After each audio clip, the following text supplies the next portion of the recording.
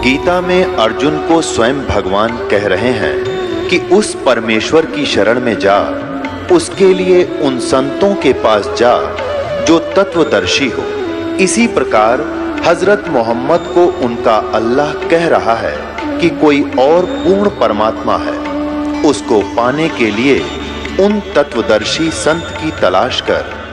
वो प्रभु कौन है, ये जानने के लिए कृपया अवश्य सुनिए जगत गुरु तत्वदर्शी संत रामपाल जी महाराज के अमृत वचन। पूज्य कबीर परमेश्वर जी से रामानंद जी ने पूछा कि हे भगवान, मेरे शरीर से दूध और रक्त कैसे, या तो रक्त होता है तो खून न खून होता, या दूध होता, ये दूध और रक्त आधा आधा कैसे, एक अंग से दूध एक अंग से रक्त खून कैसे निकला। तब परमेश्वर ने बताया कि हे प्रभु, हे स्वामी जी, पहले आप केवल ब्राह्मणों को दीक्षा देते थे और अन्य यानी शूद्रों को, अन्य जाति वालों से आप नफरत करते थे। वो तो आपने पहले ही इस दास पर दया कर दी, अपना शिष्य बना लिया था। अब आप मुसलमानों से नफरत करते हो, इसलिए आप अभी कंप्लीट नहीं हुए हो, आपका मोक्ष अधिकारी नहीं हुए हो। हिंदू और मुसलमान दो नहीं गुरुदेव, हम एक पिता की संतान हैं, उस एक परम पिता के घर से आए हैं। आज कोई हिंदू है, कोई मुसलमान है, भगवान के दरबार से हम एक जैसे आए थे। ये हमारी जो है ना अपनी कमजोर सोच है को 1.5 घंटे तक प्रवचन किया। इस धर्म की खाई को आटने के लिए 1.5 घंटे तक प्रवचन किया कि गुरुदेव, आप मोक्ष अधिकारी नहीं हो सकते जो आपके दिल में ये नफरत है। तब रामानंद जी खड़े हुए। अब देखो पुण्यात्माओं, जिसने भगवान चाहिए, रामानंद जी बचपन से ही अनमैरिड 16 साल की उम्र में घर छोड़कर परमात्मा के लिए निकल गए थे। पहले कहीं कुछ मिला को नहीं, आप पर गुरु बन गए थे। फिर परमात्मा दयालु आकर उनको मिले, सचखंड दिखाया, अपनी सतीथि से परिचित कराया, फिर वो वापस आए। अब वो 140-50 साल के हो गए थे और मृत्यु उसका प्रारब्ध इतना ही था, मालिक ने बता दिया था कि आपका जीवन नहीं था आगे और आपका मोक्ष अभी होना नहीं था, इसलिए मैंने तो आपकी आयु बढ़ाई है अब, और भक्ति कर ले और नफरत छोड़ दे गुरुदेव। तभी खड़ा होकर के सिकंदर लोधी को सीने से लगा लिया रामानंद ने उस मुसलमान को और कहा, बेटा मैं तो दुर्बुद्धि जीव था, मेरी आंख खोल दी, आज मैं मर जाता, मोक्ष भक्ति योग्य हुआ नहीं था और कल न मैं पशु बन जाता। परमात्मा ने कहा कि रामानंद जी, आज आप ब्राह्मण हो, हमारे संस्कार बहुत पिछले युगों युगों से मिले जुले हैं, अगला जन्म मनमान आपका मुसलमान के घर जन्म हो जा, फिर आप हिंदुओं से नफरत करोगे। इस तरह के प्रवचन सुनकर रामानंद जी की आत्मा साफ होगी, गदगद हो गया और सिकंदर लोधी को सीने से लगा लिया और कहा, बेटा मेरे से गलती होगी, माफ करना, मैं दुर्बुद्धि जीव था, ये परमात्मा मिल गए मुझे, इन्होंने मेरा सारा अंधेरा हटा दिया। उसके बाद रामानंद जी ने किसी से नफरत नहीं की। परमात्मा कहते हैं, जब तक हमारे हृदय में इस तरह के भी खरपतवार ये भरे पड़े हैं तो भी हम मोक्ष अधिकारी नहीं। तो पुण्यात्माओं, सतगुरु जो चाहे सो कर ही, 14 कोट दूत जम डर ही, ऊत भूत जम त्रास निवारे, और चित्रगुप्त के कागज पाड़े। अब यहाँ पर बहुत से ऐसे भी व्यक्ति आते हैं जो सब जगह घूम लिए, प्रेत आत्मा पीछा ना छोड़ती, ऊत भूत होता है वो, और ये संस्कार होते हैं वो उनके। अब परमात्मा क्या करते हैं, भूत कौन है, वो भूत भी पहले मनुष्य था और उसने जो मनुष्य जीवन में जो पाप करे, भक्ति ठीक करी नहीं, आज वो जीव भूत बन गया। वो भूत भी, प्रेत जो है, ये भी एक मनुष्यों की कैटेगरी होती है। जैसे मनुष्यों का कई हजार प्रकार बताए, उनमें से एक होती है। अब सूक्ष्म शरीर उसके साथ होता है तो वो पिछले संस्कार से उसके साथ चिपका रहता है। अनोखी नो बात सब आई है, सत्य है बिल्कुल, नो कहा ऐसा ही है। अब परमात्मा के यहाँ दरबार में आने से परमात्मा उनके भी संस्कार अलग अलग कर देता है। सभी प्राणी उसी आत्मा के, उस परमात्मा के हैं, चाहे कोई पितर है, कोई प्रेत है, कोई देव है, दानव है, जीव है, चींटी है, सबका उद्धार चाहता है वो। तो परमात्मा कहते हैं सतगुरु जो चाहे सो कर ही, 14 कोट जम के दूत उस परमात्मा से डरते हैं। और ऊत भूत जम त्रास निवारे और चित्रगुप्त के कागज पाड़े। अब चित्रगुप्त के कागज पाड़ना मासा घटे ना चल बधाए विध ना लिखे जो लेख, और सच्चा सतगुरु मेट के ऊपर मार दे मेघ। वो सच्चे सतगुरु पूर्ण परमात्मा कबीर जी अपनी प्यारी आत्मा का दुख भी दूर करें। जैसे सिकंदर लोधी के प्रारब्ध के अंदर वो पाप कर्म के कारण उनके प्रारब्ध में लिखा हुआ था, उसके जीवन में लिखा हुआ था, उसको कोई काटनिया नहीं था। ना ब्रह्मा जी काट सकते, ना विष्णु जी काट सकते, ना शिव जी काट सकते, ना ब्रह्म ना पर ब्रह्म, केवल परम अक्षर ब्रह्म। कबीर देव ही हमारे जो प्रारब्ध के अंदर पाप कर्म के कारण कोई आपत्ति आनी होती है उसको भी नाश कर सकते हैं और हमारी आयु भी बढ़ा सकते हैं। सच्चा सतगुरु मिटाकर आपकी आयु कम है कहते हैं उसको परमानेंट बढ़ा दे, फिर उसने कोई नहीं मार सकता वहां तक जो नियम में ठीक रहेगा तय, और ऊपर मार दे मेघ, यानी एक्सटेंड कर देगा, उसने कोई छेड़ दिया नहीं फिर जब तक आप मर्यादा में रहोगे। तो इस प्रकार कहते हैं सतगुरु के दरबार में कमी काहे की ना, अनसा मौज नहीं पावता से तेरी चूक चाकरी में। अगर आपको कोई लाभ नहीं हो रहा है तो अपनी त्रुटि देखे, भाई मेरे से कोई गलती तो नहीं बन गई, साधना में कोई कमी तो नहीं है, फिर देखो अपनी त्रुटि ठीक करके और मर्यादा में रहते हुए साधना करो भगवान की, और फिर देखना उस परमात्मा की कृपा। पुणात्माओं आप सच्चे दिल से लग जाओ एक बार। कारण क्या होता है, यहाँ लेट लाभ जिसको मिलता है, जिसको देर से लाभ प्रारंभ होता है भगवान के दरबार में, उसका एक कारण होता है। एक तो ये कारण होता है कि उसका विश्वास ना होता है यहाँ का, और दूसरा कारण ये होता है कि हम मर्यादाहीन हो जाते हैं। यहाँ से हम नाम सुनकर नाम लेकर गए, किसी ने बहका दिया कि वहाँ जाते ठीक होगा, तो आप ये सोचते हो चल वहाँ चल लेते हैं, तो यहाँ का लाभ समाप्त हो गया, आपका नाम खंड हो गया। जैसे हम कनेक्शन लेते हैं बिजली का और वो कनेक्शन कट गया किसी कारण से, तो उस बिजली से जो लाभ होना था वो बंद हो गया आपका। तो फिर बेशक बटन दाबते रहियो, स्विच ऑन करते रहियो, कोई लाभ नहीं होगा। फिर मंत्र भी करते रहना, जिसका नाम खंड हो जाता है, परमात्मा का पावर का कनेक्शन कट गया। तो ऐसे हम लेट हो जाते हैं। यहाँ नाम उस समय ले जब आपका पूरा विश्वास हो जाए, ज्ञान अच्छी तरह समझे, और फिर आन उपासना नहीं करे। परमात्मा कहते हैं 100 वर्ष सतगुरु पूजा एक दिन आन उपासी, वो अपराधी आत्मा फिर पड़े काल की फांसी। इस परमात्मा के नाम पर लगने के बाद अन्य उपासना नहीं करनी, फिर आपने केवल यही मंत्र करने, जो मर्यादा बता दी आखिरी सांस तक निभाओ, और कुछ ही दिनों में देखना रिजल्ट इस परमपिता परमात्मा का। आप सोच नहीं सकते वो सुख देगा आपको, क्योंकि समर्थ शक्ति है। बोलो सतगुरुदेव। परमपिता परमात्मा पूर्ण ब्रह्म सारी सृष्टि के रचनहार कुल मालिक कबीर परमेश्वर जी, ये हम सभी आत्माओं के परमपिता हैं, हमारे जनक हैं, यही हमारे हमदर्द हैं। हम सभी यहाँ काल के लोक में रह रहे हैं, जो स्वयं गीता जी अध्याय नंबर 11 के श्लोक नंबर 32 में श्री कृष्ण जी के शरीर में प्रवेश करके बोल रहा है कि मैं काल हूँ और सभी लोगों का नाश करने के लिए अब प्रवृत्त हुआ हूँ, अब प्रकट हुआ हूँ। पुण्यात्माओं, जहाँ का भगवान खुद नौका मैं इन सबको खाऊंगा, देवताओं को भी खा रहा है, ऋषियों को भी खा रहा है, और उसी की स्तुति भी कर रहे हैं, हमें बख्श दो, हम पर रहम करो, मंगल हो मंगल हो। तो जिसमें इतना रहम नहीं वो भगवान कैसे हो सकता है?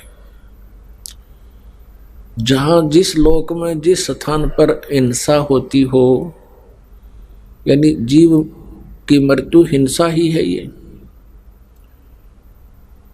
कोई जवान मर रहा है, कोई वृद्ध मर रहा है, कोई बेटी कोई बेटा,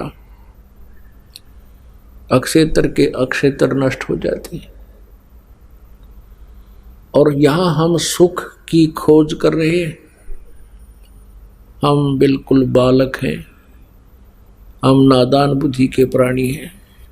तत्व ज्ञान के अभाव से हम ज्ञान नेत्रहीन हैं। हम उस वस्तु की खोज कर रहे हैं जो इस 21 ब्रह्मांड में नहीं है। वो सुख जहां मृत्यु ना हो और जहां पर कोई आपत्ति, किसी प्रकार की प्राकृतिक आपदा ना हो, जहां किसी वस्तु का अभाव ना हो, किसी पदार्थ का अभाव ना हो, कोई कष्ट प्राणी को ना हो, वो स्थान सतलोक है। उसे सनातन परम धाम भी कहते हैं।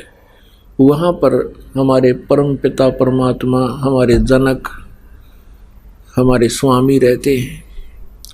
वहाँ पर और भी असंख्यों हमारे भाई बहन वहाँ रह रहे हैं। हम कर्महीन इस काल के ऊपर आसक्त होकर हम फूटे भागों वाले इसके साथ आ गए। जब हम वहाँ से आए, हमारे अंदर विशेष दया थी, भक्ति भाव था, और हम बहुत पुण्यों से युक्त थे। बहुत हमारे साथ भक्ति की शक्ति थी। हमसे कैसी गलती बन गई। एक समय एक सड़क का निर्माण हो रहा था, सड़क का, रोड का, और वहाँ पर एक बहन अपने बच्चे को कपड़े में बांध कर, जैसे पालना सा बना देते हैं, उस कपड़ा बांध कर कपड़े वाले उसमें लेटा रखा था और वहाँ मजदूरी कर रही थी, रो रही थी। जब वो रेस्ट किया उन्हें दोपहर में, उससे पूछा कि बेटी क्यों रो रही है बहन, क्या कारण है? उसने बताया कि मैं बहुत बड़े यानी अच्छे धनवान पिता की बेटी थी, और जिससे मैंने लव मैरिज कर ली, ये हमारे वहाँ नौकर था। मैं 18 साल की होगी थी, लेकिन अकल में बालक थी। मेरा इससे संबंध हो गया। घर वालों ने बहुत मना किया, बहुत समझाया, बेटी बहुत दुख पाओगी तू, क्योंकि माता पिता को भविष्य का पता होता है। बालक अनजान होते हैं, भावुक होकर अपना जीवन नष्ट करने को तैयार हो जाते हैं। इनको कोई समझाने वाला हो कि तुमने शादी करवानी है तो शादी माता पिता के करे को नहीं, और वो सूझबूझ से करेंगे, तेरा भविष्य देख कर करेंगे, पर नहीं माननी। मैं अब इसके साथ घर वालों के पीछे से भाग गई। मैं काफी पैसा भी लेकर आई थी। इसने उस पैसे का दुरुपयोग किया, शराब पीने लग गया। जब तक पैसा रहा तो मेरे से ठीक बोलता रहा। जब वो पैसा समाप्त हुआ तो मेरी पिटाई भी करने लगा, क्योंकि इसको डेली शराब पीने को चाहिए। मैं मजदूरी करती हूँ और वो शराब पीता है। आज रो रही हूँ, दिनों को मैं अपने पिता की बात को मान लेती, आज मेरे साथ ऐसा नहीं होता। तो पुण्यात्माओं, आज हम इसी स्थिति में हैं। हम अपने उस धनीपति यानी धनी पिता से विमुख होकर इस नंग काल के साथ आगे, ये नंगड़ है गति। और जब तक हमारे पुण्य रहे तब तक तो इसने वहां ऊपर स्वर्ग में रखा, हमें महास्वर्ग में रखा। जब हमारे पैसे समाप्त हो गए, हमारे पुण्य अक्षीण हो गए, तो हमें यहाँ पटक दिया पृथ्वी पे। और अब हमें खा रहा है, हमें मार रहा है, हमारी दुर्गति कर रहा है। वो कितना दयालु है हमारा भगवान, जिससे हम विमुख होकर आए थे, क्योंकि हम उसके बच्चे हैं। माता पिता अपने बच्चों से आत्मा हटा नहीं सकता, चाहे कितना निकम्मा हो जाए। इसी आधार से वो परमपिता हमारे लिए यहाँ आता है, इस गंदे लोक में। परमेश्वर की वाणी में लिखा है कि 1 लाख योजन तक जात है इस पृथ्वी की गंध, दुर्गंध। कहते हैं यहां से 1 लाख योजन, 1 योजन में 12 किलोमीटर होता है लगभग, और 1 लाख योजन यानी 12 लाख किलोमीटर की ऊंचाई तक, कहते हैं इस यहाँ के गंदे लोक की दुर्गंध वहां तक जाती है। ये इतना गंदा लोक है, और हम यहाँ पड़े हैं। इसलिए वो परमपिता अपने उस अनमोल स्थान को छोड़कर हमारे पीछे पीछे भटक रहे हैं। और यहाँ काल ने हमारे को यहाँ गुमराह कर रखा है, हमारे ऊपर नशा कर दिया। जैसे इसके 3 पुत्र हैं काल के, रजगुण ब्रह्मा जी, सतगुण विष्णु, तमगुण शिव जी। इन तीनों को एक एक गुण युक्त कर रखा है इसने। अब इन ब्रह्मा विष्णु महेश का भी कोई दोष नहीं, क्योंकि जैसे मिर्च का गुण जैसा है उसके अंदर से वैसा ही उसका प्रभाव दूसरे पर पड़ेगा। जैसे ये भगवान रहते हैं अपने लोकों में, ऊपर विष्णु लोक में विष्णु जी, शिव लोक में शिव जी, और ब्रह्मा लोक में ब्रह्मा जी। लेकिन इनसे निकल रही जो तरंगे हैं, इनसे निकल रही जो रेंज है, उनके एक एक गुण की हम इस पृथ्वी पर बैठे प्राणियों को प्रभावित कर रही है। जैसे कोई छौंक लगता है सब्जी में मिर्चों का, तो साकार वस्तु रसोई में होती है, उसका निराकार प्रभाव दूसरे कमरों में बैठे हुए व्यक्तियों को भी प्रभावित करता है और उनको छींक आने लग जाती है। तो उनके बस की नहीं उन छींकों को रोक सके। ऐसे ही आज हमारी स्थिति है। हम यहाँ काल के लोक में ऐसे इन 3 इंजेक्शनों के कारण, तीनों गुणों के दबाव से हम ऐसे मूर्छित हैं। आंखें भले ही हमारी खुली हैं, लेकिन हम अपने भगवान को पहचान नहीं पाते, जिस कारण से हम कष्ट पे कष्ट उठा रहे हैं। वो परमात्मा स्वयं आते हैं और हमारे एंटीबायोटिक टेबलेट देते हैं, ये सत्संग रूपी इंजेक्शन लगाते हैं, तब हमारे को कुछ होश आता है। फिर हमें तड़फ बढ़ती है उस परमात्मा के पाने की और उस सुख सागर स्थान पर जाने की, जहाँ जरा और मरण नहीं है, जहाँ पर जाने के पश्चात प्राणी फिर लौटकर संसार में नहीं आता है। हमारी इतनी वृत्ति खराब होगी, हम इतने रंग गए इस गंदे लोक में।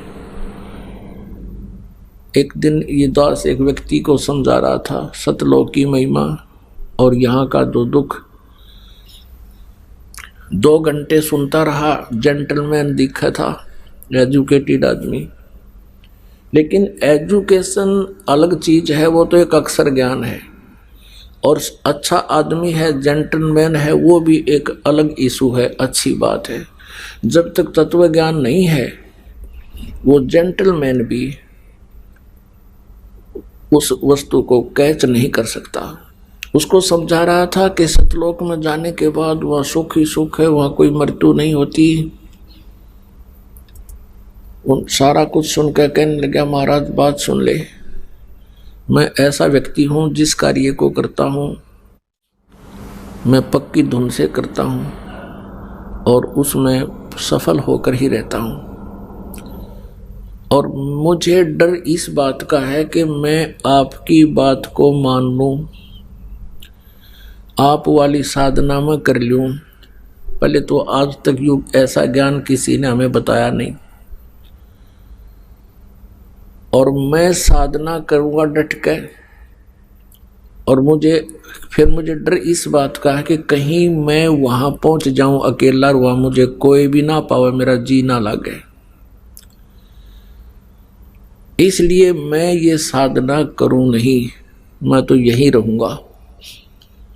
मैंने कहा भैया एक बात बता, यहाँ आज आप मनुष्य हो, अगला जन्म आपका कुत्ते का बन गया, गधे का बन गया, तो यहाँ के टिंडे लेगा तुम? नो बोला यही ठीक है, यहाँ घूमते फिरते तो दिखे जाएंगे, दिल लगा रहेगा। मगर भाई फिर तेरे को समझाने की का कोई फायदा नहीं, जब तेरी इतनी बुद्धि गिर गई। सारा ज्ञान समझो, वहां पर भी सृष्टि है, आपके महल वहां पर खाली पड़े हैं, और जो इस काल के जाल में नहीं फंसे वो सुख की सांस ले रहे हैं, आराम से वहां रह रहे हैं। अब वहां जाने के लिए आप जी ने यहाँ के लोक से हृदय हटाना पड़ेगा। अंदर में जगह रहनी नहीं चाहिए इस लोक की, जब तुम सतलोक जा पाओगे। वो कैसे रहेगी, ये बात कैसे बनेगी, इस तत्व ज्ञान से बनेगी। आज आप जिस परिवार में हो, आपके बच्चे भी हैं और बहुत अच्छे लायक हैं, आपका सुखी परिवार है। इस वैसे तो यहाँ सुख नाम की चीज नहीं, लेकिन हम इस झूठे सुख को सुख मान रहे हैं, इतना ही मान कर चले तो ये तो अच्छी बात है। और आप पूरा परिवार भक्ति करो, साधना करो, नेक नीति से काम करो, कोई बुराई नहीं करना, और किसी प्रकार का बाह्य आडंबर नहीं होना चाहिए। भक्ति करते रहो। आपकी अपने परिवार में ममता है, क्योंकि ये तो स्वाभाविक है, जीव के बस की बात नहीं। जिसने शराब पी रखी हो, तो जिसने शराब पी रखी हो तो उसके बस की बात नहीं कि वो जैसे चल रहा है, जो बोल रहा है, वो उसकी गतिविधि ऐसी रहती है। वो तो फिर शराब उतरने के बाद ठीक हो जाता है। तो इस ज्ञान से आपकी यह भांग उतर जाएगी। कबीर साहब कहते हैं, कबीर ये माया अटपटी और सब घट आन अड़ी, किस किस न समझाऊं या कुएं भांग पड़ी। जैसे किसी कुएं में और आछी 1 क्विंटल भांग रगड़ के घेर दे, कोई डाल दे, और उसको जो भी उस कुएं के जल को पीवेगा, चाहे 1000 पी ले, तो उन 1000 की गतिविधि, बोलने चलने की जो सती थी, उनकी चाल, उनकी बोली, सबकी एक जैसी होगी। पैर लटखड़ाते चलेंगे, कहेगा कुछ, बोलेगा कुछ। तो ऐसी स्थिति हम सबकी हो चुकी है।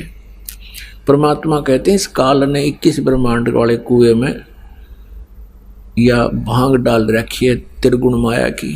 रजोगुण के आधार से हम यहाँ संतानों उत्पत्ति करते हैं, इसी को हम सुख मान रहे हैं, इसी को हम विलास मानते हैं।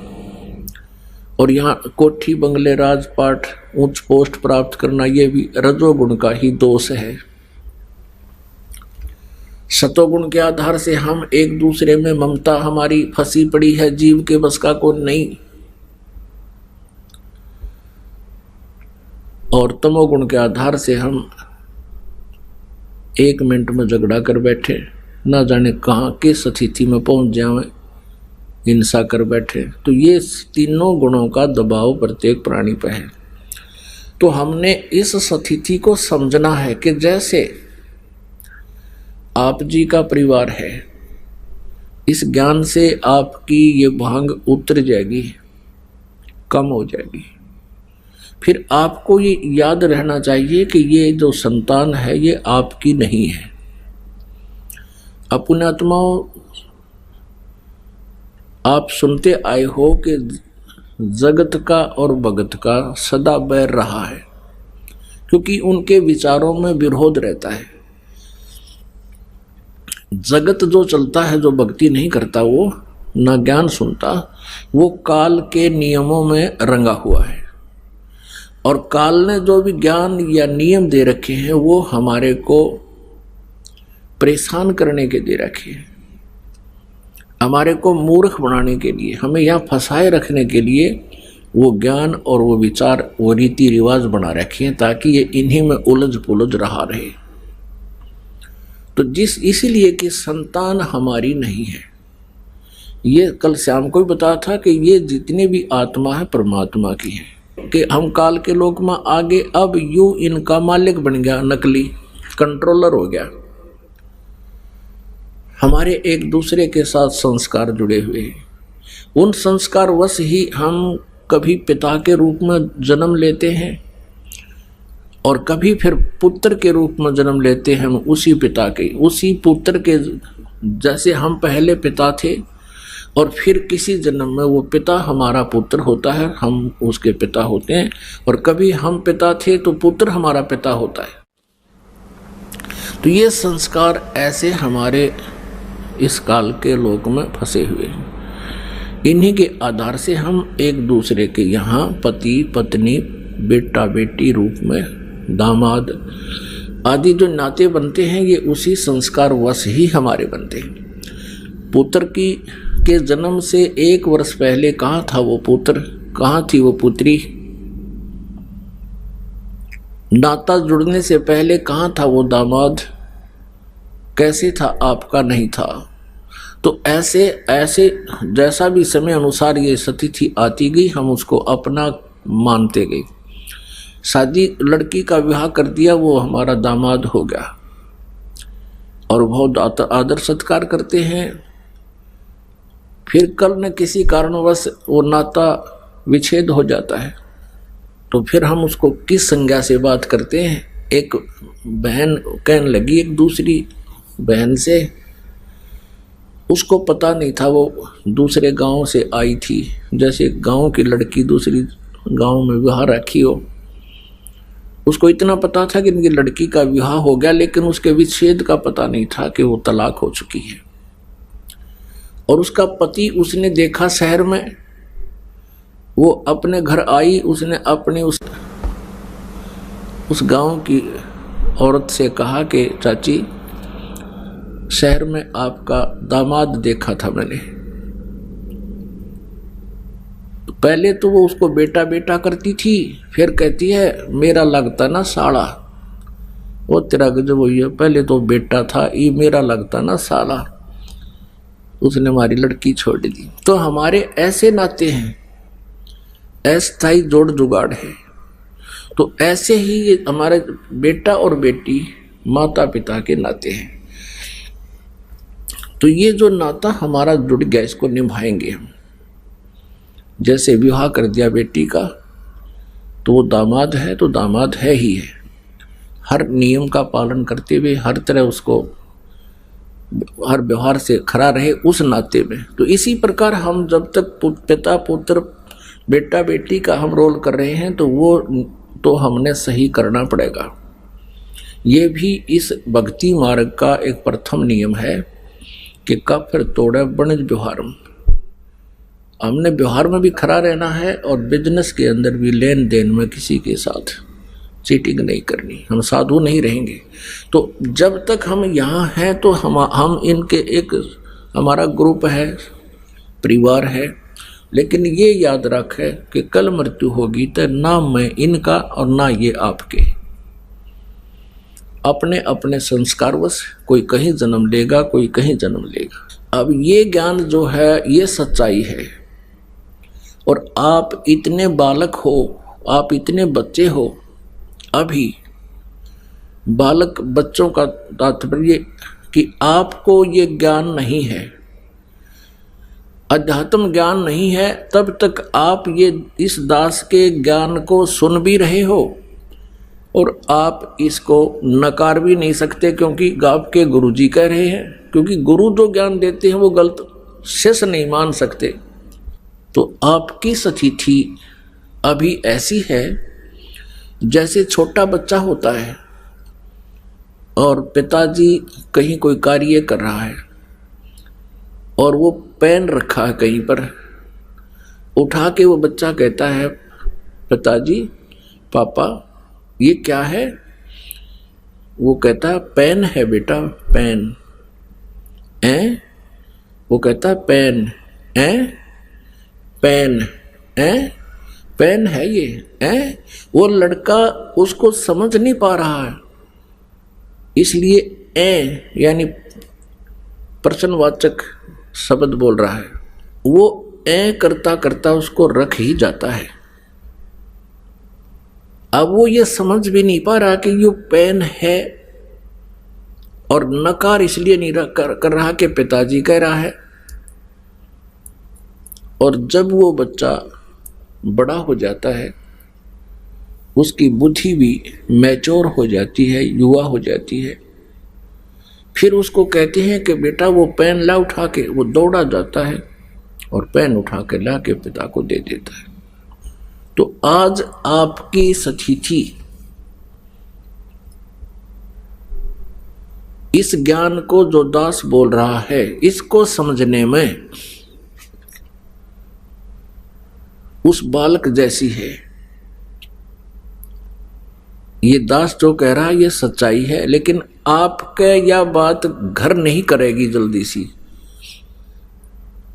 और आप नकार भी नहीं सकते। नकार इसलिए नहीं सकते, गुरुजी कह रहे हैं, और स्वीकार इसलिए नहीं कर सकते क्योंकि आपकी बुद्धि बालक है, आप बालक जैसी बुद्धि के हो। हमारी काल ने ऐसी बुद्धि कर रखी है एक दूसरे में मोह ममता की। जैसे एक भैंस का बच्चा मर गया और उसमें क्या करते हैं व्यापारी लोग, उस भैंस के बच्चे का अंदर का सारा सामान निकाल देते हैं। ऊपर का वो चाम और बाल सहित चाम होता है या खाल ऊपर की, उसके अंदर भूस भरवा देते हैं किसी चर्मकार से, और उसकी दूम छोटी सी दूम लटकती रहती है और आगे मुंह भी नहीं होता, वैसे बना रखा होता है ऐसा। और वो उस भैंस के पास रख देते हैं। वो भैंस उसको अपना बच्चा मान लेती है और उसको लेकर के चल पड़ता है व्यापारी। भैंस उसके पीछे पीछे रया रया करती हुई चलती है कि मेरा बच्चा चल रहा है। अब उस भैंस की इतनी बुद्धि काम करती है कि ये मेरा बच्चा है, उसको दिखाई नहीं देता कि इसमें तो ये भूस भर रखा है, ऊपर चाम है इसके। अब उसके बस की बात नहीं है। तो पुण्यात्माओं, हम यहाँ जो नाते बनाए बैठे हैं, इस काल ने हमारे को इतना धोखे में रखा हुआ है, इतनी बुद्धि बना दी। ये क्या शरीर है मेरा, प्रत्येक का देखो। आपने कोई कुत्ता मरा हुआ देखा हो सड़क पे एक्सीडेंट के कारण, उसके अंदर से उसका सारा मटेरियल बाहर पड़ा होता है, निकला हुआ, उसकी तरफ देखा भी नहीं जाता। आंत न्यारी, मांस न्यारा, टट्टी अलग से है, उसका वो चाम रगड़ रखा होता है सड़क के ऊपर। अब वो मटेरियल आपके और हमारे और बच्चों के अंदर ऊपर चाम में मंड के पैक कर रखे, और इसमें हमारी कितनी ममता है। अब इसको आगे ज्यादा ना कहूं, समझदार को संकेत बहुत है। तो जब हमारे आप मैच्योर हो जाओगे, उसके बाद फिर आपका ये जो आज आपको ज्ञान दिया है, ये आपको भूल तो पड़ नहीं सकती, याद तो अवश्य रहेगी, लेकिन आपकी इसके ऊपर स्थिरता कब आवेगी, उसमें समय लगेगा। कैसे लगेगा कि आप भक्ति करते रहो, परमात्मा ने जो क्रियाएं बताई हैं वो करते रहो, दान धर्म भक्ति। इससे क्या होगा कि जो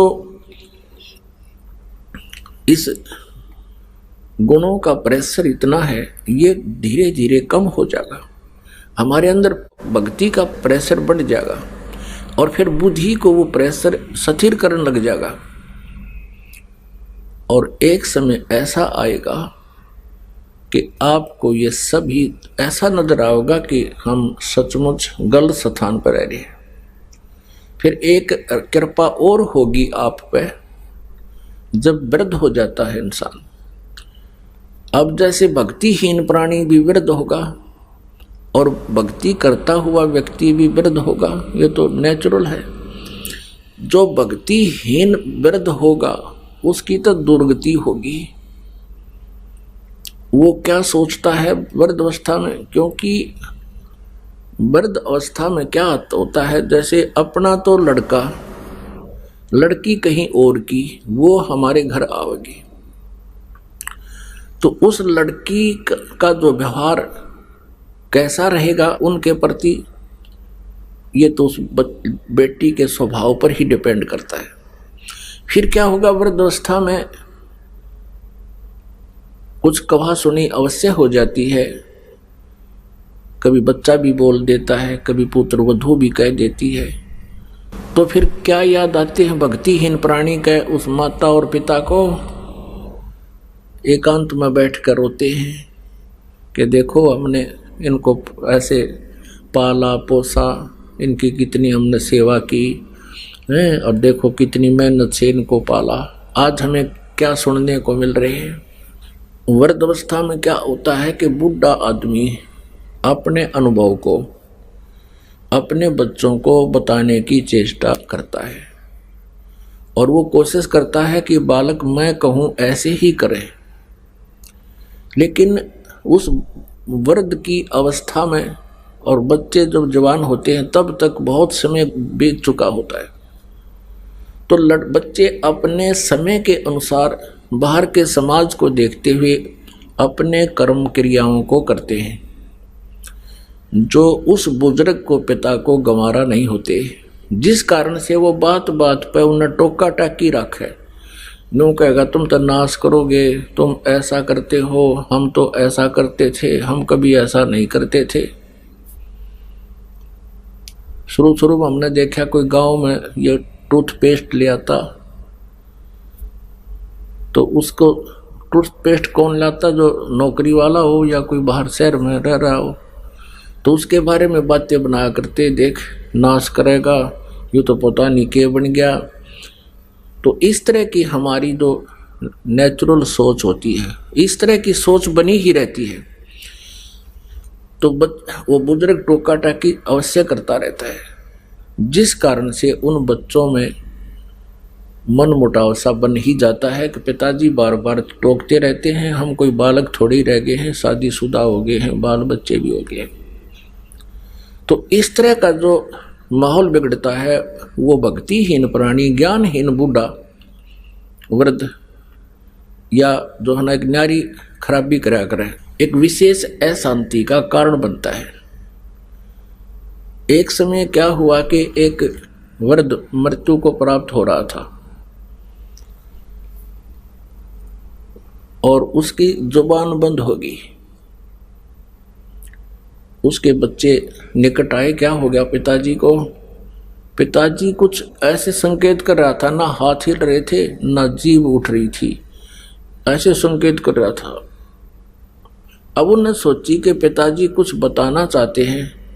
उनको ये शंका होगी कि पिताजी कहीं धन दाब रखा, धन यानी पैसा या सोना आभूषण दाब रखे हैं कि तो जमीन में।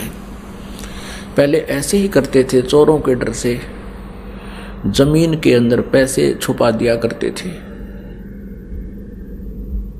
तो उस पशु जहाँ बांधा करते, पशुओं के नीचे स्थान खोद कर गड्ढा उड्ढा दाब देते, ऊपर ऐसा करते थे किसी को पता नहीं लगे कहाँ दाब रखे। तो ऐसे जहाँ पशु बंधते थे उस साइड में ऐसा कर रहा था। अब बच्चा ने सोची पिताजी कुछ बताना चाहते हैं, कुछ पैसा इन्होंने छुपा रखा है, मृत्यु होगी और ये व्यर्थ जाओगा। उस गांव में एक व्यक्ति था, वो ऐसा इंजेक्शन लगा देता था कि यदि श्वास शेष है उसके तो उसकी जीभ उठ जाती थी। वो बोल के 1-2 मिनट मुश्किल से वो बोल सकता था, जैसा भी 1-2 मिनट, और वो 500 रुपये लेता था। वो दौड़ के गया, एक जना उनसे लाया, डॉक्टर को बुला के कि हमारे पिताजी का वो इंजेक्शन लगा दे जिससे ये बोल पड़े। उसने 500 रुपये रखवा लिए, 500 रुपये दो पहले, 500 रुपये ले लिए, उसके इंजेक्शन ला दिया। वो बूढ़ा ठीक हो गया बुजुर्ग। तो लड़के कहने लगे हाँ पिताजी पता क्या कह रहे हो, जल्दी बताओ जल्दी बताओ। कहने लगा रे तुम कित मर गए, यो गाय का बच्चा झाड़ू खा ली, देख देख तुम कहाँ नाश करोगे मेरे मरे पास है। ये झाड़ू खा ली गाय के बच्चे ने। नो कह बूढ़ा तो मर गया। अब वो लड़के बोले बाबू या झाड़ू 500 रुपये में पड़ेगी तेरी, वो तो गया बूढ़ा मर गया। अब हमारी एक तो यह स्थिति होगी बुढ़ापे में जो भक्ति नहीं करते, हम चाहेंगे बच्चों का लाभ करें, वो होगी आनी, क्योंकि उस स्थिति बदल चुकी होती है। और जिस घर में भक्ति नहीं वहाँ कलह रहती है। परमात्मा कहते हैं मतलब के बिना कोई नहीं प्यारा, स्वार्थ के बिना कोई नहीं प्यारा। जब तक बैल चले हड़िए में तब तक डालें चारा, जब तक बैल चले हड़िए में तब तक डालें चारा। बिरध होवे जब नाथ काट दे वो घर घर लाठे खारा, स्वार्थ के बिना या कोई नहीं प्यारा। फिर क्या बताते हैं भाई, बिरध होवे जब पड़े खाट में सुने वचन खारी, बिरध होवे जब पड़े खाट में सुने वचन खारी। कुत्ते तावण का भी सुख को ना ये छाती फूकण हारे, मतलब के बिना कोई नहीं प्यारे। अब क्या होता है, जैसे बुढ़े की या बुढ़िया की घर कहाँ सीटिंग होती है उसकी, कहाँ गेट के ऊपर है, और वहाँ कुत्तों की रखवाली करते हैं, कुत्ता कोई घर में ना बढ़ जाए। पुत्र वधू जाती है कहीं जल लेने बाहर खेतों में या चारा लेने, और पीछे तो कुत्ते बढ़ के दूध खराब करके, कोई रोटी खराब करके वह पुत्र वधू आई, भीतर देखा तो उसने देखा कि तो कुत्तों ने सारा काम बिगाड़ रखा है। तो फिर बुढ़िया पे गुस्सा उतरा करे, अब तुमने मेरी छाती फूक दी, मेरा लहू सुखा दिया, तुम्हारा इतना सुख भी को नहीं, तुम कुत्ते ता दो, कुत्तों को हटा दो। कहते कुत्ते ता उनका भी सुख को ना, तुम छाती फूकना रे। अब फिर वो बुढ़ा बुढ़िया रो अकेले, उस पुत्र वधू का तो बोल कोई ना, अगर बोलोगे तो शाम ने रोटी भी ना मिले। फिर रोते हैं कि देख हमने इनके लिए कितना किया, के सोची थी बेटे ने ब्याह होंगे, हमने सुख होगा, ये होगा, देख आज इसने छाती फूक दी, मारी कब ऐसे मेरी फूक दी। तो पुण्यात्माओं ये बेट नेचुरल है, यहाँ रो चाहे को राजी रहो, इस काल ने हमें इस प्रकार परेशान कर रखा है और ऐसे ही रहेंगे। इसके विपरीत जो भक्ति करते हैं, परमात्मा का नाम लेते हैं, इस परमेश्वर की शरण में रह रहे हैं, तो उनकी स्थिति में फर्क पड़ जाएगा। क्योंकि यदि बच्चे भी भक्ति में लग जाए तो फिर तो मिनी सतलोक हो जाएगा आपका घर, ये सत्कर मान लेना। अब जैसे आप वृद्ध होगे, बच्चे युवा होंगे, इनका विवाह भी होगा, सारे काम होंगे, ठीक है। माता पिता का स्वभाव होता है कि अपने बच्चों को अपने अनुभव अनुसार गाइड जरूर करें, उनको बताओ बेटा ऐसे कर लो, ऐसा कर लो, और वो नहीं मानते हैं कि नहीं पिताजी ऐसा ठीक है, हम ऐसा करते हैं, तो उसको ऑब्जेक्शन करने की जरूरत नहीं चाहिए। वो अगर समझदार है तो कहना अवश्य चाहिए, क्योंकि हो सकता है कोई बात ऐसी भी हो जाए बच्चों के ना दिमाग में हो और वह बात सेट हो जाए पिता वाली माता वाली, और वो ऑब्जेक्शन करते कि नहीं ऐसे ही करेंगे, अच्छा बेटा कर लो, अपना माड़ा लेकर और करोट बदल ले, दूसरी तरफ मुँह फेर कर अपना मंत्र शुरू करते। और फिर क्या होगा कि परमात्मा की कृपा से भक्ति करने से पहले तो आपका शरीर ठीक रहेगा बुढ़ापे में, क्योंकि सारी उम्र के किए हुए पुण्य और पाप साथ तो रहते हैं युगों युगों के, तो वो बुढ़ापे में आकर फिर अपना सारा प्रभाव दिखा देते हैं। भगवान की भक्ति से फिर एक न्यारी शक्ति प्राप्त होती है, आत्मा और शरीर को कष्ट रहित भी होता है, और बच्चों के अंदर भी परमात्मा दयालु दया भर देता है। एक विशेष नम्रता आती है, वो डरते हैं मालिक से, कहीं पिता माता की आत्मा ना दुख जा, हमें पाप ना लग जा। तो उस दृष्टिकोण से भी ऐसा कोई कदम नहीं जल्दी से उठाते जिससे माता पिता को दुख हो। और उधर से माता पिता भी इतने समझदार हो जाना चाहिए इस ज्ञान से, एक बार प्रार्थना करें, नहीं मानने तक अच्छा बेटा नो ऐसे देख लो, और फिर अपना मंत्र में ध्यान रखें। वो पिछले रंडरोने नहीं रोए, मन नो करार ना मानते हो फलाना, ये तो बकवादे हैं, ये तो काल का व्यवस्था है। इनको भगवान से दूर रखा है, मन में खरपतवार भरता रहे, इनके खुरापात बढ़े रहे, भक्ति ना करेंगे तो इस ज्ञान से वो बात बनेगी। तो ऐसे हम अपने इस जीवन को भी सुखी करेंगे, परमात्मा को भी पाएंगे।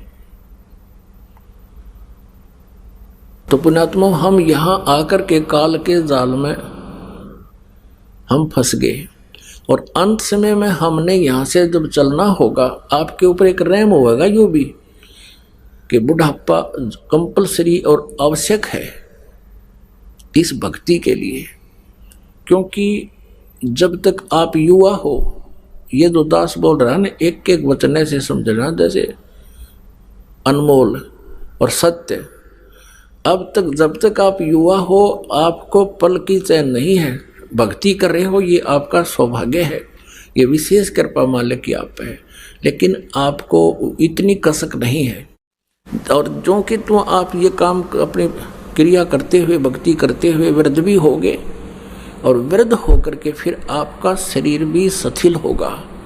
आपके शरीर में भी कोई छोटा मोटा ठूठा बनी रहेगी, कोई कष्ट आ गया, कभी जाड़ पड़वानी, कभी आँखें दिखना बंद हो जाए, नो डर रहेगा, भगवान का जानदा हो जाऊं, ये मालिक क्या, तो दूना भगवान याद आओगा।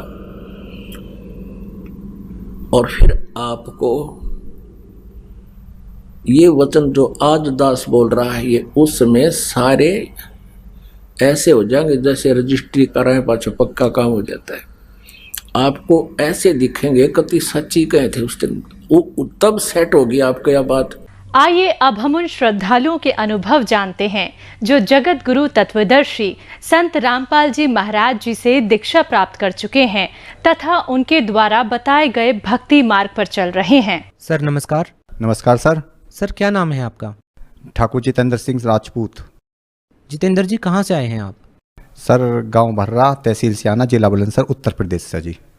संत रामपाल जी महाराज की शरण में आने से पहले आप क्या भक्ति साधनाएं करते थे? सर सभी करे करे, देवी देवताओं को पूजना, गंगा स्नान करना, मथुरा वृंदावन जाना, और बालाजी जाना, बाबा मोहन राम पे जाना, सारे देवी देवताओं को पूजते हुए इन चीज़ों पे भी जाते थे।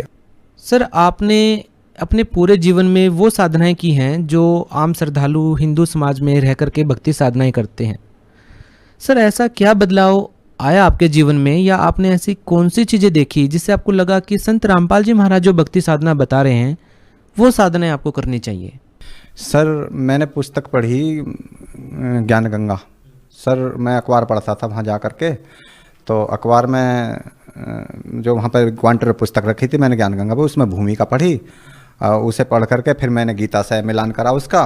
उसमें गीता में लिख रहा अध्याय 4 श्लोक 34 में कि इस तत्वज्ञान को तत्वदर्शी संतों के पास जाकर समझ, उनको दंडवत प्रणाम करो, उनकी सेवा करो, छल कपट छोड़कर प्रसन्न करो, वो तत्वदर्शी संत में ज्ञान को उपदेश करेंगे। क्योंकि गुरु तो हमने बना ही रखे हैं जी, 5 गुरु बना रखे हैं मैंने। सर धर्मेंद्र आचार्य थे जो मेरी माँ ने दिलवाया था मुझे उपदेश।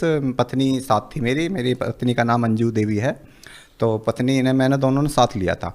तो माँ बोली बेटा तू इतने पूजा पाठ करता है तो तू गुरु बगैर तेरा कल्याण नहीं हो सकता, तो गुरु बनाना चाहिए। तो माता जी ने राम रहीम जी से ले रखा था नामदान, तो माता जी ने फिर मुझे धर्मेंद्र आचार्य से नामदान दीक्षा दिलाई थी जी। सर एक जयप्रभु गुरु बनाए थे जी, और एक राजेंद्र जी महाराज, और आर्य समाजियों में रहा जी मैं। आपने अपने जीवन में 5 गुरु बनाए, क्या उनमें से कोई भी ऐसा संत नहीं था जो आपके गीता जी के इस श्लोक पर खरा उतरता हो? नहीं जी, कोई खरा नहीं उतर रहा जी। कोई का ज्ञान शास्त्रों के विरुद्ध ही है जी, उनका शास्त्रों में प्रमाण ही नहीं है उनका ज्ञान का। सर देखिए आप बहुत बड़ा सवाल खड़ा कर रहे हैं उन सभी संतों पर जिनके लाखों की तादाद में शिष्य हैं, क्या कहना चाहेंगे? सर उन जो जो हम पहले से ही साधना करते चले उनसे कोई लाभ ही नहीं मिल रहा था। अरे संत रामपाल जी की शरण में आकर हमें इतने लाभ मिले, गिनती नहीं होने की है सर। संत रामपाल जी महाराज जी से नाम दीक्षा आपने कब ली थी? 22/5/2014 में जी। तो आपका कहना है कि सत भक्ति करने से लाभ मिलता है। आप चूंकि दूसरे संतों की शरण में जाकर के भक्ति कर रहे थे, आपको कोई लाभ नहीं मिला, तो हम आपसे ये जानना चाहेंगे कि संत रामपाल जी महाराज की शरण में आने के बाद आपको क्या क्या लाभ मिले हैं? संत रामपाल जी की शरण में आने के बाद बहुत लाभ हुए हैं जी मुझे। तो आर्थिक लाभ जो हुए, शारीरिक लाभ हुए, तो मुझे देखो मेरे एक पथरी बता दी थी, 5 mm की पथरी थी, मेरे दर्द रहता था, मैंने बथेरा इलाज कराया और मैंने घर पे भी ना बताई क्योंकि बच्चे उपदेश ही नहीं है, क्योंकि वो अध्यात्मिक ज्ञान को क्या जाने में दुख है ना। तो जब तुम संत रामपाल जी की भक्ति करते हो तो फिर तुम्हारा दुख पथरी कैसा हो गई, तो मैंने अपने बच्चों को भी नहीं बताई क्योंकि पत्नी हमारी थोड़ा विरोधी थी इस ज्ञान की। तो मैंने न बताई, मैंने अल्ट्रासाउंड कराया। अल्ट्रासाउंड कराने के बाद में तो पहले 5 mm की आई, फिर मैंने संत रामपाल जी से प्रार्थना लगाई। प्रार्थना लगाने के बाद में दोबारा जब अल्ट्रासाउंड कराया तो वो चूरा बन के आया जी पथरी का।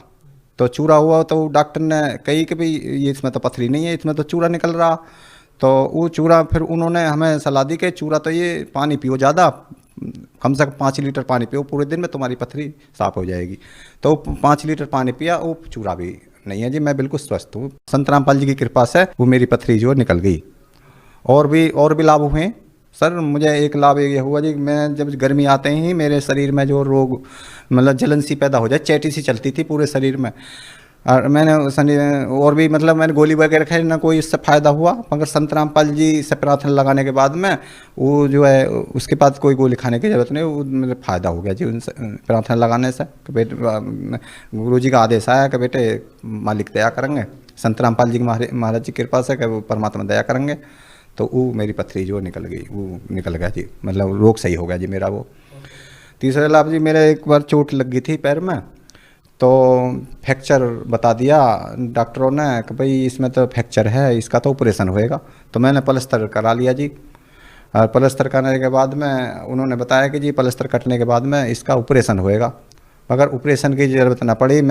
गुरुजी ने मुझे दर्शन दिए, सुबह को आए गुरुजी 3 संत रामपाल जी महाराज सुबह को आए। बेटा मैंने कहा जी गुरुजी वो सफ़ेद सिंहासन लग गया जी गुरुजी का बराबर में। गुरुजी एक के साथ एक शिष्य था। तो मैं बोला जी गुरुजी मेरा नाम सही चल रहा, मेरे तो चोट लग गई। तो गुरुजी बोले बेटा नाम सही चल रहा पर मंत्र ज़्यादा करो, मंत्र कम हो रहे हैं तुम्हारे। संत रामपाल जी ने बताया कि सही हो जाए, कोई दिक्कत नहीं है, तुम जो है अपना भक्ति करो। और प्लास्टर कटवाया और बिल्कुल दोबारा अल्ट्रासाउंड करा, कुछ भी दिक्कत नहीं। जबकि उन डॉक्टरों ने ऑपरेशन बता दिया था और ये कह दी ज़िंदगी भर लंगड़ापन नहीं रहेगा, सही मतलब पैर तुम्हारा सही नहीं होने का। संत रामपाल जी की दया से बिना प्लास्टर के बिना दवाई के सही होगा जी, बिल्कुल कोई मतलब दिक्कत ही नहीं। प्लास्टर तो कराना पड़ा मगर बाद में नहीं कराना पड़ा, बाद में मतलब ऑपरेशन की ज़रूरत नहीं पड़ी, सही होगा जी बिल्कुल। लंगड़ापन भी नहीं है, दौड़ भी लगा सकता हूँ, कोई दिक्कत नहीं है मेरे पैर में इस टाइम। और कोई लाभ भी बतेरे हुए हैं जी, मतलब जो आर्थिक लाभ है। एक बार हमारा जो एजुकेशन लोन ना हो रहा था, वो एजुकेशन लोन कराया संत रामपाल जी की कृपा से हुआ जी। जो एजुकेशन लोन बैंक से मैनेजर ने मना कर दी, तो कहने जी आपका एजुकेशन लोन, आपकी तो आय कम है। अच्छा, तो उन्होंने बताया भाई ये स्टेट बैंक के वकील से बात कर सकते हो आप, आपका लोन नहीं होने का क्योंकि 3500 आय में लोन नहीं हो सकता। सर हमने कही जी सर अगर हमारी आय होती तो हम लोन ही काहे को निकालते, गरीब आदमी हम पे कहाँ से पैसा आया। तो बोले तो ये तो तुम वकील से बात कर सकते हो। हमने स्टेट बैंक के वकील से बात करी, तो हमें तो सोची कोई निस्बत वगैरह मांगेंगे, निस्बत हम दे नहीं सकते क्योंकि संत रामपाल जी के भगत हैं। तो हमने निस्बत की ज़रूरत नहीं पड़ी जी, वो इतनी बड़ी दया करी मतलब संत रामपाल जी महाराज जी ने, तो वो आमने सामने वाला बिल्कुल सही हो गया जी। तो उन्होंने ये कहा जी आपको जो है एक काम करना, तो आप जो है नौकरी करते हो तो नौकरी की आ बनवा लो। मैंने कि जी हाँ नौकरी करता हूँ, बस उसकी आ बनवा लो, और थोड़ी बहुत ज़मीन है तो ज़मीन की बनवा लो। 2 बीघे जब घरवाली के नाम पे ज़मीन थी उसकी आ बनवाई। और मैंने लोन तो हमारे पिताजी ने पहले भी निकाल रखा था ज़मीन पर वो भी उसमें ही लग गया था पढ़ाई में ही। और 2 बीघे ज़मीन की आ बनवाई, और जी जो मैं नौकरी करता था उसके बाद दुकान पर चुने की उसकी आ बनवाई। तो हमारा जो 9,000 की आ बन के हमारा जो मालिक ने लोन पास करा दिया। संत रामपाल जी कृपा से लोन पास होगा जी हमारा। सर देखिए, संत रामपाल जी महाराज ने आपको जो भक्ति विधि बताई है, उस भक्ति विधि से साधना करने से आपको बहुत सारे लाभ मिले हैं। तो आप उन श्रद्धालुओं को क्या कहना चाहेंगे जो श्रद्धालु दूसरे संतों से नाम दीक्षा लेकर के भक्ति साधना कर रहे हैं? आपका क्या कहना है, क्या उन्हें उस भक्ति के करने से लाभ नहीं मिल पाएगा? सर उनको लाभ नहीं मिल पाएगा क्योंकि वो शास्त्रों के विरुद्ध साधना करते हैं। उनके कोई प्रमाण नहीं है, कोई उनके आधार नहीं है। और संत रामपाल जी के बाद एक प्रमाण, मतलब गुरुजी प्रमाण, वेदों में भी प्रमाण मिलते हैं, कुरान शरीफ में प्रमाण मिलते हैं। 786 वाल कुरान शरीफ में है कि जो एक कुरान शरीफ में बताया कि फलातू तिल काफिरन व जहीद वहजदन कबीरा, जो एक मालिक की भक्ति छोड़कर देवता को काफिरों का मत मानो, कबीर को परमात्मा मानते। तो उन्हें लाभ कैसे हो? जो असली भगवान है उसे भूले पड़े और इनके पीछे पड़ रहे हैं। सर संत रामपाल जी महाराज के अलावा हजारों की तादाद में धर्मगुरु हैं आज के दिन। तो एक आम साधारण व्यक्ति संत रामपाल जी महाराज को कैसे पहचान पाएगा? चूँकि संत रामपाल जी महाराज जी की जो वेशभूषा है वो काफ़ी साधारण है, कोई बाहरी आडंबर नहीं करते हैं, भगवा कपड़े नहीं पहनते हैं, कोई भी ऐसी उनकी वेशभूषा नहीं है कि बाहर से देखने पर ऐसा लग जाए कि हाँ संत रामपाल जी महाराज जी से नाम दीक्षा लेनी चाहिए। सर आप क्या कहना चाहेंगे? सर आडंबर करना कोई मतलब जरूरी नहीं है। पूर्ण संत की पहचान वस्त्रों से नहीं होती है, शास्त्रों से होती है। गरीबदास जी ने कहा है, सतगुरु के लक्षण 4 बखाना, प्रथम वेद शास्त्र का ज्ञाना, दूजे हरि भक्ति मन कर्माणे, तीजे समदृष्टि कर जाने, चौथे वेद विधि सब कर्मा, ये 4 गुण जानो भरमा। क्योंकि वो सभी सृष्टि को एक ही जैसा ज्ञान देगा और कोई छुआछात नहीं कराएगा। वेदों में प्रमाणिक ज्ञान होगा उसका, तो वो सब जान जाएंगे कि भाई तत्वदर्शी संत कैसा होना चाहिए। सर संत रामपाल जी महाराज से नाम दीक्षा लेने से पहले आपने 5 और भी गुरु बनाए थे, तो आपको क्या लगता है कि क्या कोई ऊंच नीच का कोई भेदभाव उन आश्रमों में होता था? हाँ जी, होता था। उसमें जो उनके शिष्य है वो खाना लाते थे, वो ठाकरों का, त्यागियों का, पंडितों का, ब्राह्मणों का खाना अलग निकाल दिया जाता था और भंगियों का, चमारों का अलग निकाल दिया जाता था। तो उस खाने को वो गुरुजी इस्तेमाल नहीं करते थे, वो अपने आप खाते थे उसे, और वो उस खाने को जो है ठाकुर वाले खाने को वो खाते थे। छुआछात थी वहाँ पे। संत रामपाल जी महाराज के आश्रम में क्या व्यवस्था है? कोई नहीं, एक लाइन में चाहे प्रधानमंत्री सही चाहे किसी भी जाति का सही, कोई छुआछात नहीं। एक लाइन में लग के चाय लेंगे, एक लाइन में लग के भंडारा लेंगे, और कोई मतलब किसी प्रकार का कोई अटम्बन नहीं। सर एक काफ़ी लंबा अरसा हो गया है संत रामपाल जी महाराज जी से जुड़े हुए आपको क्या लगता है कि संत रामपाल जी महाराज लोगों के दुख दूर करने के लिए या रोग ठीक करने के लिए क्या कोई पैसे लेते हैं? नहीं जी, कोई पैसा नहीं लिया जाता जी। सारा भंडारे देसी घी के हर चीज़ की सुविधा देते हैं जी। मतलब कोई किसी बात की दोनों हाथों से लाभ देते हैं। कोई नहीं, मुझे लाभ मिले तो मुझे पता है ना, सारे लाभ मिले हैं मुझे। तो आपका कहना है कि कोई पैसा नहीं लिया जाता सतलोक आश्रम में? नहीं जी, कोई पैसा नहीं। घर से सारे मतलब भंडारे बांध के देना, देसी घी के, घर के लिए भी ले जाओ, खाओ पियो, देसी घी के भंडारे चलते हैं। सर भगत समाज को क्या संदेश देना चाहते हैं आप? भगत समाज को तो यही देना चाहूँगा जी, जल्दी से जल्दी हो सके, समझा है तो सरदरफा फेरने रहे सादाब। अगर ज्ञान समझ में आ रहा तुरंत उपदेश लेना चाहिए। सर जो लोग संत रामपाल जी महाराज से जुड़ना चाहते हैं उनके लिए क्या व्यवस्था की गई है? सर उनके लिए व्यवस्था जी, साधना चैनल पर सत्संग आता और भगत ये पुस्तक सेवा करते हैं। कहीं भी पुस्तक पल्ले पड़ा है और उससे अता पता बूझो और अपने संत रामपाल जी महाराज जी का सत्संग सुनो साधना चैनल पर। और भी चैनलों पर आ रहे हैं, और उस नंबर लेकर अपने फ़ोन करो या मतलब कहीं आश्रम में मिलो, पहुँचो आश्रम में, संत रामपाल जी से उपदेश अपना कल्याण करा लो। बहुत बहुत धन्यवाद। सत्संग।